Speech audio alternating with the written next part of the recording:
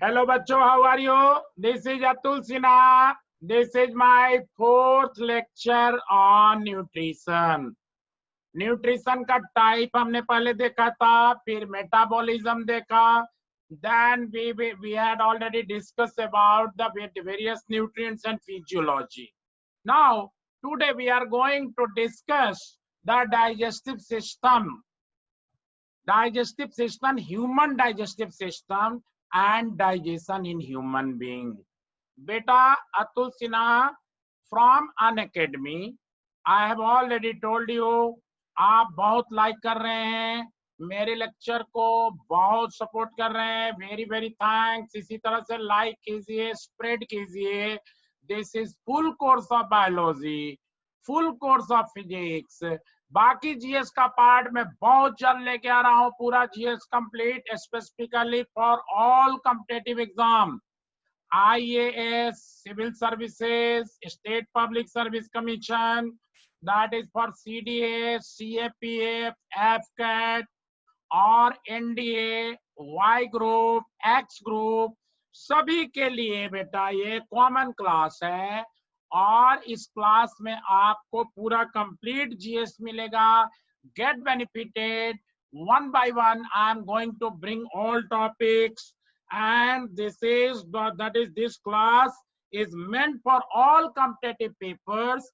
No doubt this looks like a lecture on the biology or physics, but the standard is already only that is on the competitive one. UPSC के सभी class के ध्यान में रखते हुए, सभी exam के ध्यान में रखते हुए, आईएएस, सिविल सर्विसेज के, और हमने ये टॉपिक लाया है. तो आप इसको लाइक करें, स्प्रेड करें एंड गेट बेनिफिटेड. ओके, बहुत अच्छा टॉपिक है, इंटरेस्टिंग टॉपिक है. फर्स्ट लेक्चर है, this is the first lecture of the digestive system. मतलब कि है तो फोर्थ वन न्यूट्रिशन पे, बट डाइजेस्टिव सिस्टम पे पहला दैट इज फिजियोलॉजिकल प्रोसेस हमारे में बॉडी में होता है, वो न्यूट्रिशन. और under nutrition we have discuss several processes in between the digestion in human being. Got it? तो देखिए आपका हमारा एलिमेंट्री कैनाल, कितना होता है? टोटल लेंथ है इसका 9 metre from mouth to anus. The digestive system, जिसको हम लोग क्या कहते हैं? एलिमेंट्री कैनाल और गट. The length of alimentary canal is 9 meters from mouth to anus, out of which the length of a small intestine is 7.5 meters. ठीक है ना? स्मॉल इंटेस्टाइन का लेंथ 7.5 मीटर होता है और length of large intestine is 1.5 metre. ठीक है, तो मैं तो टारगेट कर रहा हूं बेटा सभी कंपटीशन. एज फॉर एग्जांपल आ चुका है, हरियाणा में आ चुका है, दैट इज टीचर्स के एग्जाम में, कि what is the ratio of large intestine and small intestine. Length of the large intestine and small intestine का रेशियो क्या है? तो मैं अभी जैसा बताया एग्जैक्टली, कहीं 6 लिखा है, कहीं 6.5 लिखा है, मैं कराता हूं 7.5 and 1.5. 1.5 large intestine and 7.5 small intestine. तो रेशियो क्या हो गया? 1:5. 1:5 लार्ज इंटेस्टाइन और स्मॉल इंटेस्टाइन का रेशियो हो गया, क्योंकि लार्ज इंटेस्टाइन 1.5 मीटर है, स्मॉल इंटेस्टाइन 7.5 मीटर है. A small intestine is called small because its diameter is small. छोटी आंत को छोटी आंत इसलिए कहते हैं क्योंकि इसका डायमीटर छोटा होता है. Although it is the longest part of alimentary canal. 7.5 metre है 9 मीटर में, तो सबसे लॉन्गेस्ट वही हो गया, लेकिन उसका डायमीटर पतला होता है, इसलिए उसको हम स्मॉल इंटेस्टाइन कहते हैं. लार्ज इंटेस्टाइन का डायमीटर ज्यादा होता है. तो आपको देखिएगा कि हम माउथ है, माउथ में दैट इज अंदर में जो टिथ के अंदर का हिस्सा, inside the teeth, that is above and below the tongue. Tongue के ऊपर और नीचे का हिस्सा जो है उसको हम क्या कहते हैं? Buccal cavity. Inside the teeth and above or below the tongue, the area is called buccal cavity. और टीथ के बाहर का हिस्सा और लिप के अंदर का हिस्सा, उसको क्या कहते हैं हम लोग? वेस्टिबुली। तो वेस्टिबुली और बक्कल कैविटी मिला के बनता है ओरल कैविटी या माउथ। ओके, तो ये माउथ हो गया, ओरल कैविटी हो गया। उसके बाद ये पोर्शन है जिसको क्या कहते हैं हम लोग? ईएसोफेगस। दिस वन इज ईएसोफेगस और फूड पाइप। फूड पाइप, तो हम लोग देखेंगे कि इसमें कोई डाइजेशन नहीं होता है। Several time it has been asked whether the digestion which in which part of the alimentary canal no digestion takes place, है ना? पाचन तंत्र के किस हिस्से में कोई डाइजेशन नहीं होता? तो फूड पाइप में कोई डाइजेशन नहीं होता, लार्ज इंटेस्टाइन में कोई डाइजेशन नहीं होता। ओके, तो पहले हमारा माउथ में जाएगा फूड, देन ईएसोफेगस से होते हुए आएगा स्टमक में। स्टमक के बाद यहाँ पे एक शी शेप पोर्शन है जिसको क्या कहते हैं हम लोग? ड्यूडिनम। ड्यूडिनम स्मॉल इंटेस्टाइन का पहला पार्ट हो गया ड्यूडिनम। उसके बाद ये jejunum, large intestine, small intestine का दूसरा पार्ट जेजुनम। और जेजुनम के बाद ये जो हॉरिजॉन्टल होगा उसको इलियम।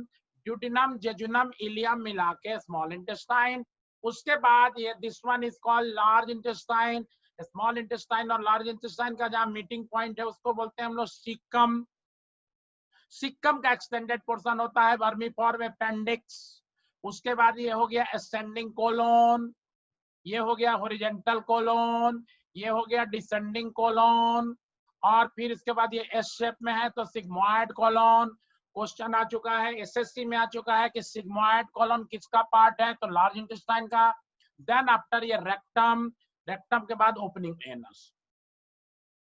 तो पूरा माउथ से लेके एनस तक की लंबाई 9 मीटर है। और इसमें तुमको that is duodenum, jejunum, ileum मिला के स्मॉल इंटेस्टाइन हो गया। और that is ascending colon, horizontal colon, descending colon, sigmoid colon, और रेक्टम और एनस ये सब लार्ज इंटेस्टाइन का पार्ट है। और जहां लार्ज इंटेस्टाइन स्मॉल इंटेस्टाइन का मीटिंग पॉइंट है उसको बोलते हैं सीकम। ठीक है ना? सीकम का एक्सटेंडेड फॉर्म है वर्मीफॉर्म अपेंडिक्स। ओके, देन आ जाइए आप कि दैट इज हमारा जो टंग होता है। टंग में देयर आर 3000 टेस्ट बर्ड्स, स्वाद कलिकाएं होती हैं। सबसे टिप पे है स्वीट, मीठा, अगल बगल में सॉल्टी, और उसके बाद पीछे बैक साइड में अगल बगल में लैटरली सॉर, और लास्ट में बीटर। सबसे ऊपर टिप पे मीठे का स्वाद आएगा, फिर दो अगल बगल दैट इज नमकीन का, उसके बाद यहाँ खट्टा और यहाँ कड़वा। सॉर मतलब खट्टा, बीटर मीन्स कड़वा। तो ये स्वाद आती है। उसके बाद आ जाइए, आपको मैं अभी आगे कराऊंगा कि digestive system, study of the teeth is called odontology. इससे रिलेटेड और जो भी टॉपिक क्वेश्चन आने वाले हैं हम डिस्कस कर रहे हैं यहाँ पे। Study of teeth is called odontology. एक टॉपिक मैं कराऊंगा बेटा जिसको मैं हम लोग हेडिंग देते हैं डिफरेंट डिसिप्लिन ऑफ साइंस, विज्ञान की विभिन्न शाखाएं। उसमें लगभग 45 डिसिप्लिन में कराऊंगा, और वो तुमको एक सेपरेट क्लास होगा। लेकिन यहाँ पे हम बीच बीच में बताते रहेंगे किस किस स्टडी को क्या कहते हैं। सीडीएस के क्वेश्चन में आ चुका है कि नेफ्रोलॉजिस्ट किसका डॉक्टर होता है। तो अगर आपको बता दिया गया कि nephrology is the study of kidney, structural and functional unit of that is kidney is nephron, तो नेफ्रोलॉजी किडनी का डॉक्टर होगा, ऑब्वियस है। इतना तो दिमाग लगा ही लोगे। ठीक है ना? सबको बायोलॉजी में बहुत सारे टर्म से रिलेटेड चलते हैं। लोग समझते हैं कि बायोलॉजी रटने वाला चीज है, बिल्कुल नहीं। यूपीएससी के सारे एग्जाम डायनेमिक होते हैं। 50-60% क्वेश्चन वेरी सिंपल होगा, कोई डाउट नहीं। सारे क्वेश्चन रोटेट होंगे, ऑल एग्जाम में वैसा ही होगा, आपको लगेगा। बट उसको आपको एक्यूरेसी मेंटेन करनी है। Then after you have to that is compete with the good students। जहां पे कि 60%, अगर 50% से 60% सिंपल क्वेश्चन आ रहे हैं तो 60 के बाद 60 to 80 या 20% में मेन कंपटीशन है, और लास्ट 20% खाली टैलेंटेड बच्चों के लिए है। बहुत अच्छा बच्चे हैं, प्रतिभाशाली बच्चे हैं, वो करेंगे। अगर आप ये 20 कर लेते हैं, 80 करते हैं, तो आपको कोई नहीं रोकेगा, है ना? सारे गेट क्लियर होंगे। और अगर आपको बहुत अच्छा करना है तो उसके बाद आगे और बढ़िए, उसका तो कोई अंत ही नहीं है। ओके, तो let us start. Dental formula. Dental formula human का क्या होता है बेटा? 2 1 2 3। 2 1 2 3 इंटू 2, 2 1 2 3 इंटू 2। 2 1 2 3 का मतलब क्या हुआ कि हमारे जो दांत होते हैं यहाँ बीच से ले लो, बीच से ले लो, तो 2 इंसीजर, 1 काइनाइन, 2 प्रीमोलर, 3 मोलर, 8 इस साइड में, 8 इस साइड में, 16 और 16 नीचे।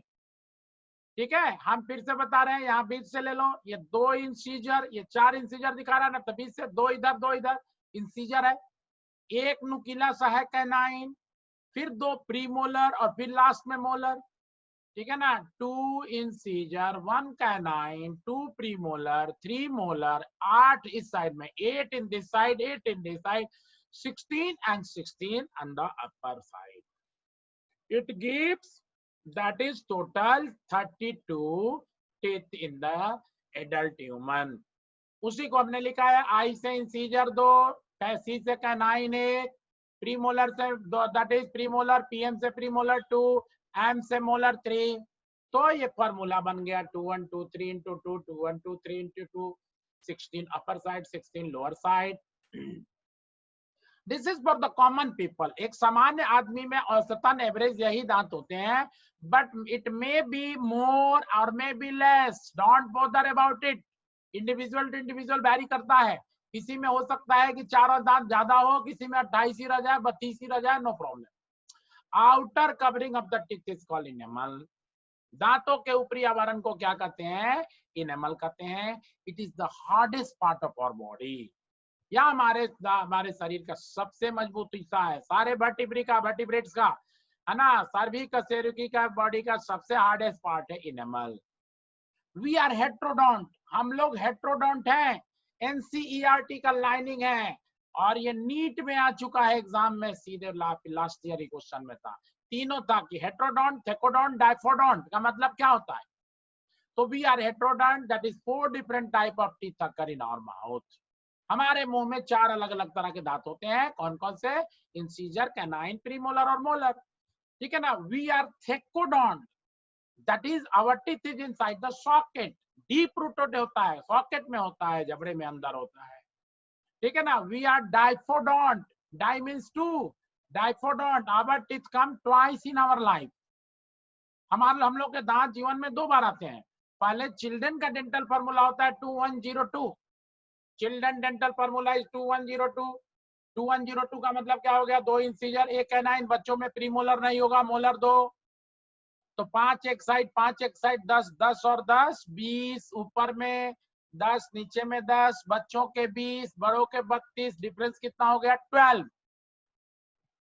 12 teeth come once in our life. 20 दांत 12 teeth come once in our life, 12 दांत हमारे जीवन में एक ही बार आते हैं। 20 teeth come twice in our life, 20 दांत हमारे जीवन में 2 बार आते हैं। Children teeth come at the age of 6 month to 24 month, बच्चों के दांत 6 महीने से 24 महीने के बीच में आते हैं। Permanent teeth come at the age of 6 year onward, 6 साल के बाद अस्थायी दांत आने लगते हैं। बच्चों के दांत 6 महीने से 24 महीने के बीच में एवरेज आते हैं, किसी के 5 महीना में भी आ जाएगा, किसी का 7 महीने में भी आ जाएगा। ये this all are average. Children teeth are 20, permanent teeth are 32, different हो गया, डिफरेंस कितना हो गया? 12। तो 20 teeth come twice in our life and 12 teeth come once in our life. 20 teeth जो होता है उसको मिल्क टीथ कहते हैं या डेसिडुअस टीथ कहते हैं। ओके, तो दिस इज ऑल अबाउट। उसके बाद है कि last molar is called wisdom teeth. Last molar, अंतिम मोलर को क्या कहते हैं? विजडम टीथ, अकलदार। ये देखो लास्ट मोलर जो है, यहाँ पे एक, यहाँ पे एक, यहाँ पे एक, यहाँ पे एक। पूछा जाएगा कि last that is wisdom teeth कितने होते हैं? तो 4। सेंट्रल गवर्नमेंट के पीजीटी में, टीजीटी में, पीजीटी में आ चुका है। इंसीजर कितने होते हैं सेंट्रल स्कूल के? ठीक है ना, केंद्रीय विद्यालय के एग्जाम में आ चुका है कि इंसीजर कितने होते हैं? तो 4। कैनाइन कितने होते हैं? तो 4। कैनाइन एक इधर एक इधर एक ऊपर। ठीक है ना। जो कैनाइन होता है वो सुपर कैट एनिमल का, जो कार्निवोरस एनिमल होते हैं, टाइगर होते हैं, लायन होते हैं या डॉगी होते हैं, उन सबका डेवलप होता है। Because they are flesh eater, उनको फ्लैश खाना है, तो कैनाइन बहुत डेवलप होता है। हम लोग का भी कैनाइन पहले डेवलप था, अब धीरे धीरे वो दैट इज डिजनरेट हो रहा है। तो आज के डेट में हम लोग मोमोज खाने लगे हैं, चाउमीन खाने लगे हैं, बर्गर पिज्जा खाने लगे हैं, तो कुछ दिन के बाद जो भी दांत है वो सब वेस्टिजियल ऑर्गन हो जाएंगे। है ना। तो जो हर तरह का अगर जो जो ऑर्गन का हम ज्यादा इस्तेमाल नहीं करेंगे वो धीरे धीरे डिजेनरेशन की तरफ जाएगा। ओके, उसके बाद टंग हो ही गया, हमने करा दिया। एक यहाँ पे दैट इज उल्वा है, दैट इज टंग के ऊपर होता है। Hard palate solid solid part होता है जो सामने में होता है ना, और सॉफ्ट पैलेट बैक साइड में होता है। लिप हो गया। ओके, नेक्स्ट टॉपिक, इतना से क्वेश्चन आएगा, इससे ज्यादा हम लोग को करना नहीं है।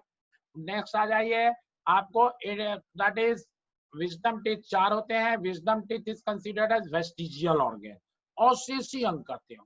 क्या होता है वेस्टिजियल ऑर्गन, ये क्वेश्चन आएगा। Vestigial organ, the organ which have no known function, the organ which have no known function और functionless organ are called vestigial organ. ऐसे अंग जिसका कोई कार्य नहीं हो या जिसका कार्य हमें पता नहीं हो, उसे हम क्या कहते हैं, अवशेषी अंग। The organ which have no known function, या तो फंक्शन हमको पता नहीं है, या पता है या तो उसका कोई फंक्शन है ही नहीं, उस तरह के ऑर्गन को हम क्या कहेंगे बेटा, vestigial organ. There are 90 vestigial organ occur in our body. हमारे शरीर में लगभग 90 अवशेषी अंग पाए जाते हैं। एग्जाम्पल मैं दे रहा हूं कुछ का, विजडम टीथ एक हो गया, अकलदाड़ हो गया। दूसरा होता है निक्टेटिंग मेम्ब्रेन, आंख में यहाँ लाल रंग का मांस का टुकड़ा है, निक्टेटिंग मेम्ब्रेन। सबसे पहले अर्थ पे लाइफ आया है वाटर में, है ना, बैक्टीरिया के फॉर्म में। हम लोग सेल में देखेंगे, the bacterians came into being on this earth first of all. तो हम लोग भी पानी में रहते थे, तो पहले फिश के जैसा थे, फिश थे तो हमारे पानी में आई को प्रोटेक्ट करता था। बाद में सरफेस पे आ गए थे, इसका धीरे धीरे फंक्शन कम कम हो गया। उसके बाद आ जाओ तो डिजेनरेट हो गया। Muscles of pinna, external ear को क्या कहते हैं, पिन्ना। एक्सटर्नल ईयर मसल से होता है। पहले हम अपने कान को हिला लेते थे, अब वो नहीं हिला पाते, तो अब वो वेस्टिजियल ऑर्गन हो गया। ब्रेस्ट ऑफ मेल, मेल का ब्रेस्ट का कोई फंक्शन नहीं है, फिर भी है।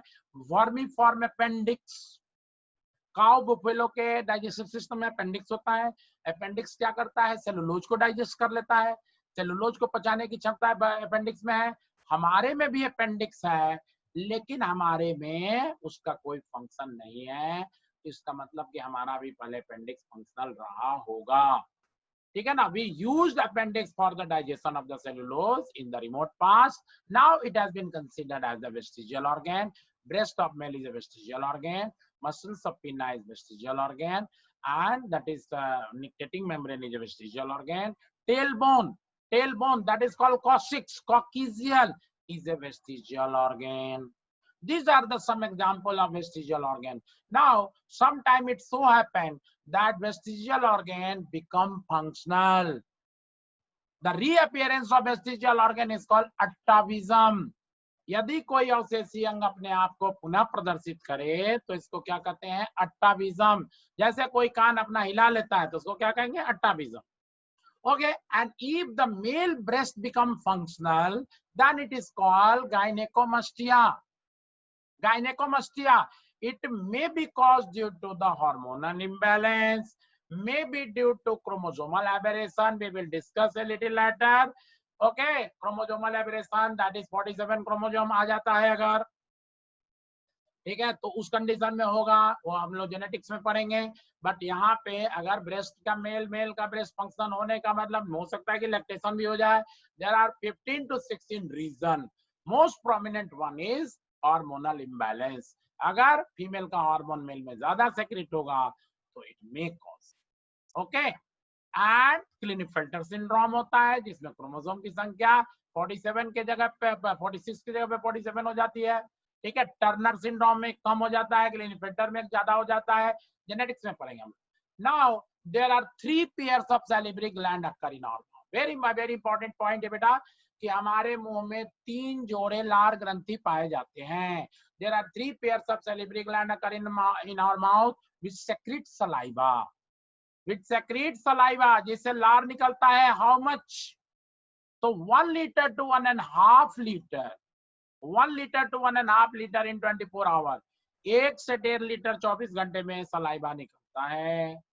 Saliva contain lysozyme enzyme which is bactericidal. Saliva में लाइसोजाइम एंजाइम होता है जो बैक्टीरिया नाशक है, बैक्टीरिया को मारता है। ओके, एलिमेंट्री कैनाल के बारे में हमने सब कुछ पढ़ लिया। Length of alimentary canal 9 metre, जिसमें से small intestine 7.5 metre, length of small intestine is 1.5 metre. Small intestine is called a small because its diameter is small, although it is the longest part of alimentary canal. We have already discussed. This is all about किया जाए, बहुत किया जा सकता है. This class is designed for all competitive exam बच्चों. तो आपको जितना मेरे को कराना है जिसमें आपके सारे क्वेश्चन आ जाए, that is included. अगर आप ठीक से पढ़ेंगे तो आपको कहीं पे कोई प्रॉब्लम नहीं होगी. यूपीएससी के किसी एग्जाम में ह्यूमन फिजियोलॉजी अच्छी तरह से आनी चाहिए, आपको सेल की अच्छी जानकारी होनी चाहिए. जो जो टॉपिक जो वहां पे जिस तरह से अप्लाइड रिक्वायर्ड है, I will bring you for this. यार आप कमेंट कीजिए, डिमांड कीजिए. Your requirement also will be fulfil a little later. जब मैं लाइव आने लगूंगा, you can interact with me. This class is for school goers also. 11-12 के बच्चे भी अगर जिनको समझ में आता है ना, जिनको दिक्कत होती है, तो सिंपल वे में समझ सकते हैं. Mechanism part that is excluding, all parts are there here. When we chew the bread, अब now we are going to start the digestion.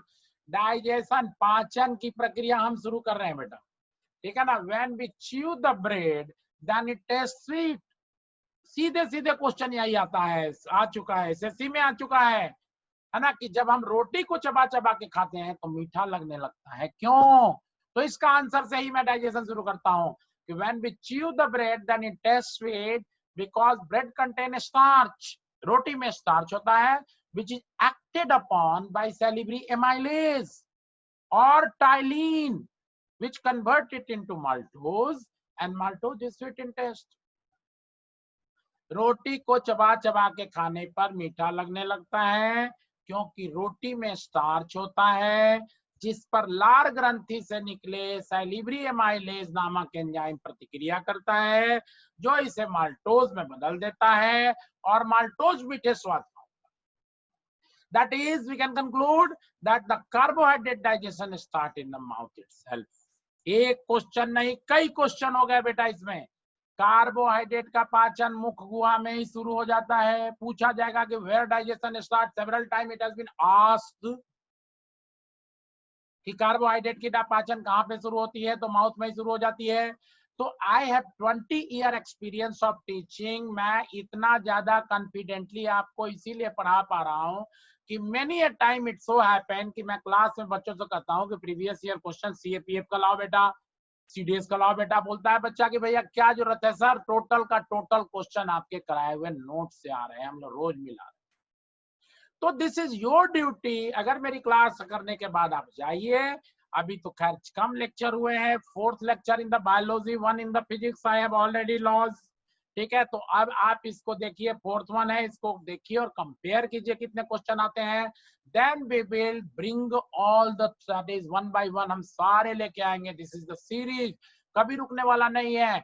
आपके इंटरेस्ट पे, आपके डिमांड पे, keeping in mind the Indian community, north और south, all people can get benefited by this class. Go through, take it as reference. Any requirement is there, any lacuna you can found, then you can call upon me. I will address your, that is demand and grievances.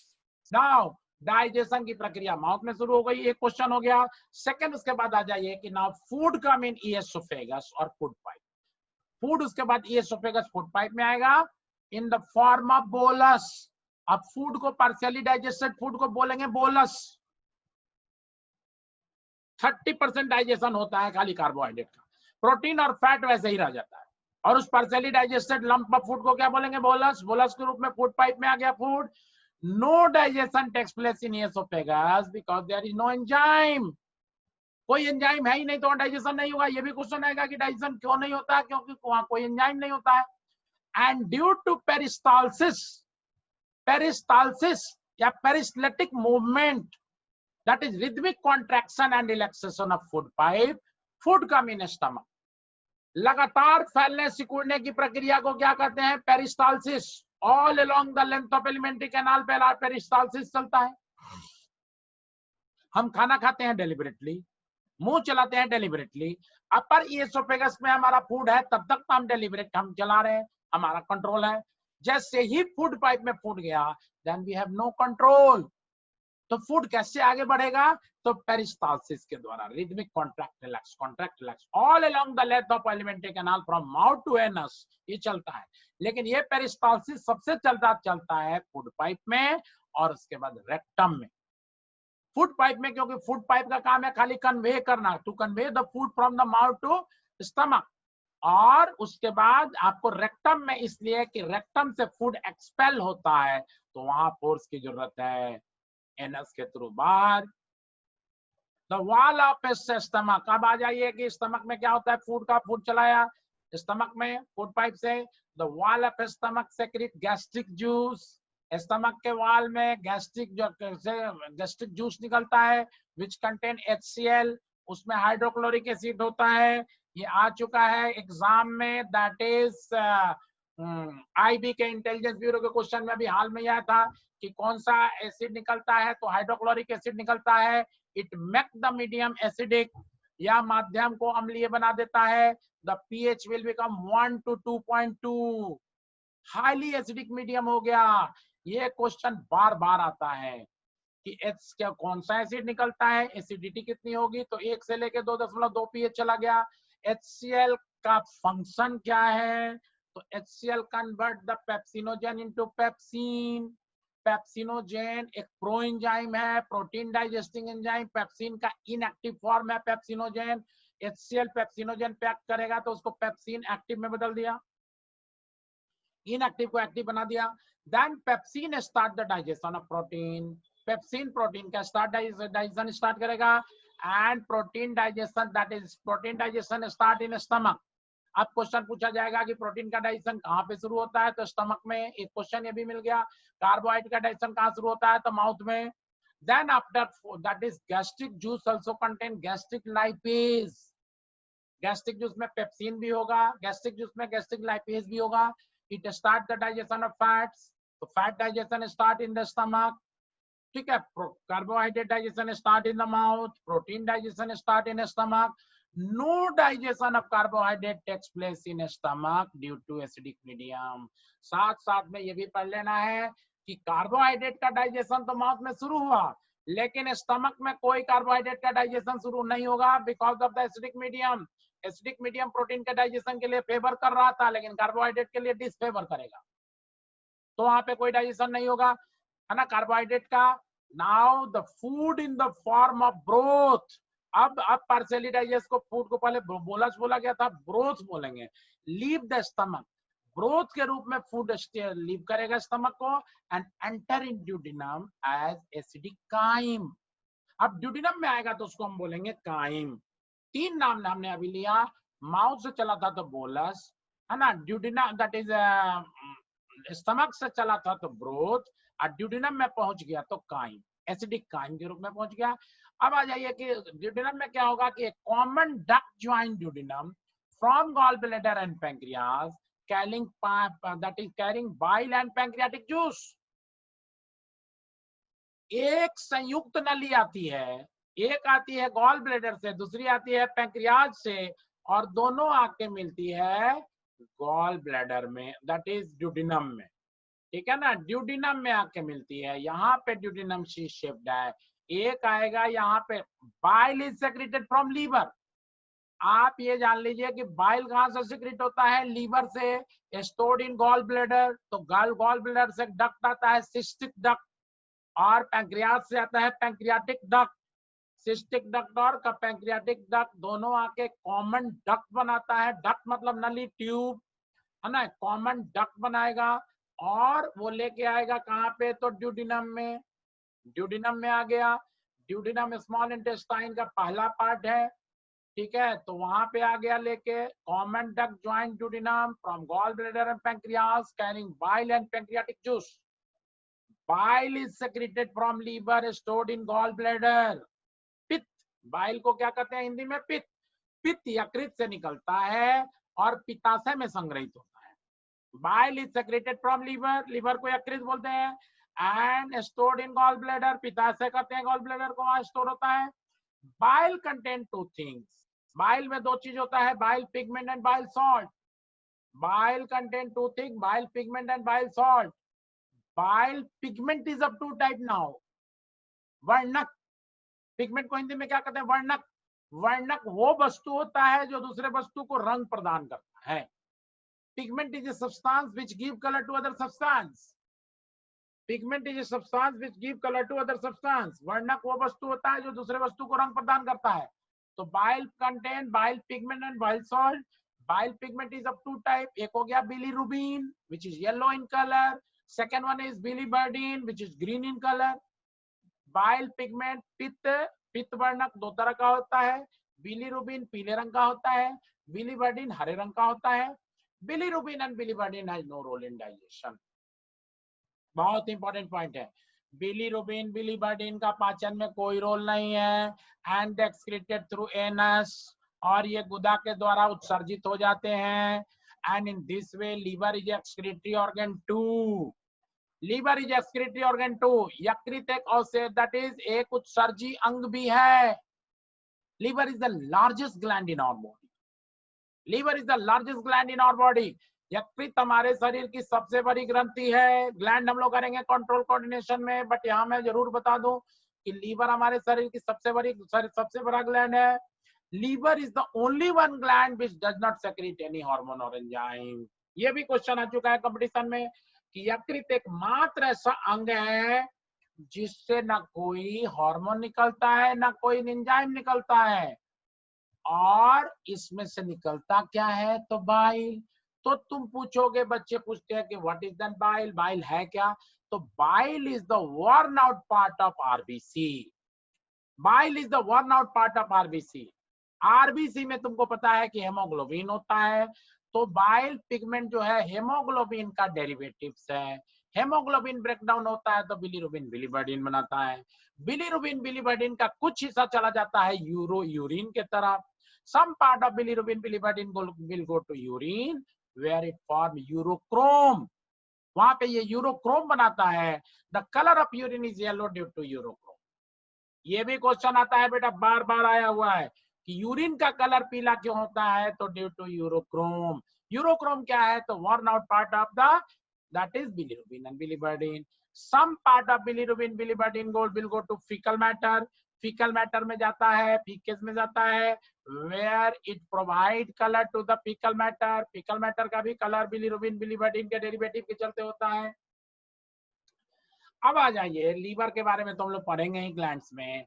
Next point है कि bile salt क्या करता है। Bile pigment का role नहीं है, मैं बता दिया कि वो ऑक्सीडेटिव प्रोडक्ट है। Bile salt emulsify the fats. Liquid colloidal solution को एमल्सन कहते हैं। तो bile salt emulsify the fats, that is break the fat into small globules. Bile salt वसा का एमल्सिफिकेशन करता है, मतलब वसा को छोटे छोटे टुकड़ों में तोड़ देता है। Got it? Now pancreatic juice पे आ जाइए। अब आ जाइए आप, दैट इज बाइल का फंक्शन हो गया कि बाइल में बाइल पिगमेंट बाइल सॉल्ट था। बाइल पिगमेंट तो खैर एक्सक्रीटिव प्रोडक्ट था, लेकिन बाइल सॉल्ट का रोल है डाइजेशन में। वो छोटे छोटे ग्लोब्यूल्स में, मतलब टुकड़ों में तोड़ देता है फैट्स को। Now we are going to discuss the pancreatic juice. अग्नाशय रस। पैंक्रियाज को क्या कहते हैं? अग्नाशय, ठीक है ना। गॉल ब्लैडर को क्या कहते हैं? पित्ताशय।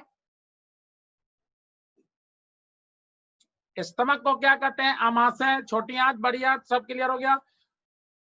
अब आ जाइए pancreatic amylase. Pancreatic juice content, pancreatic juice में 3 बहुत मेन एंजाइम है, यहाँ पे हम डिस्कस करते हैं। बाद में अलग से एंजाइम का मैं पूरा डेटा दे दूंगा, but this is enough for the competition.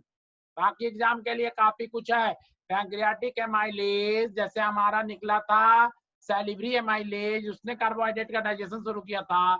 याद करने के लिए यहाँ बहुत अच्छा है कि सैलिवरी एमाइलेज जब कार्बोहाइड्रेट का डाइजेशन किया था, तो अब स्टमक में तो कोई डाइजेशन हुआ नहीं कार्बोहाइड्रेट का, पैंक्रियाज से निकलेगा pancreatic amylase. It further digest the carbohydrate, ये कार्बोहाइड्रेट को और आगे तोड़ेगा।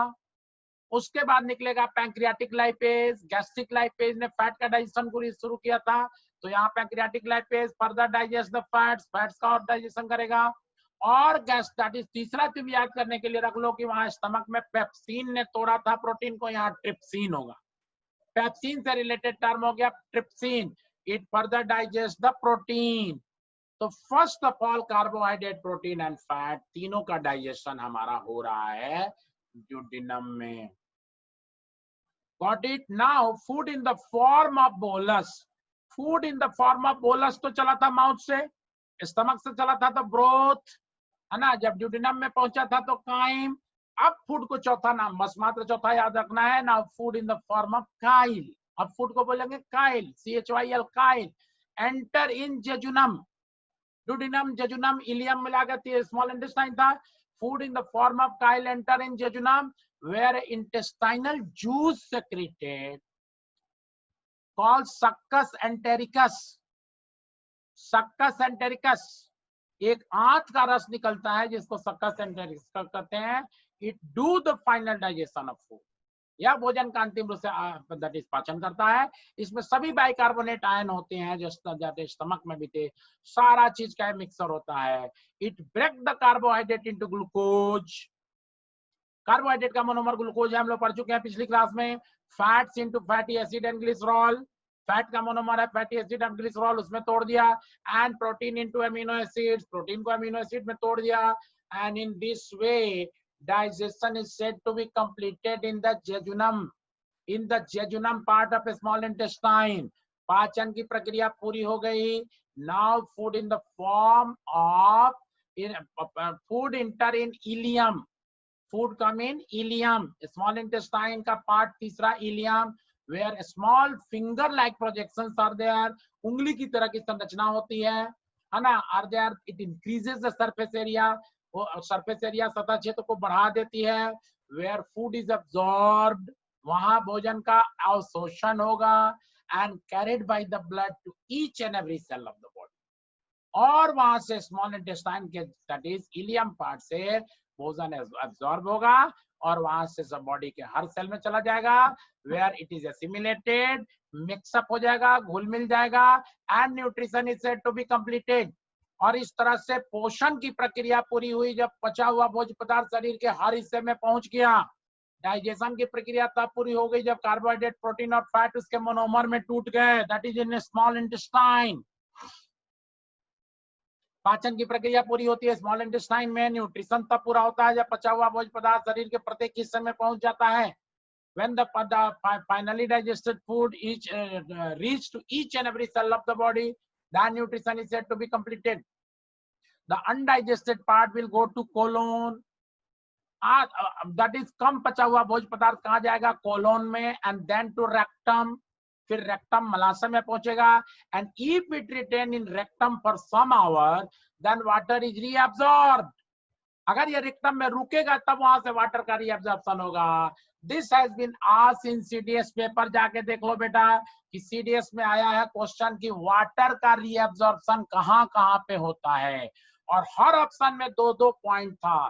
तो एक तो था तुमको कोलोन और दूसरा था कोलोन एंड रेक्टम, रेक्टम था मतलब लार्ज इंटेस्टाइन था, दूसरा था रीनल टिब्यूल, किडनी टिब्यूल।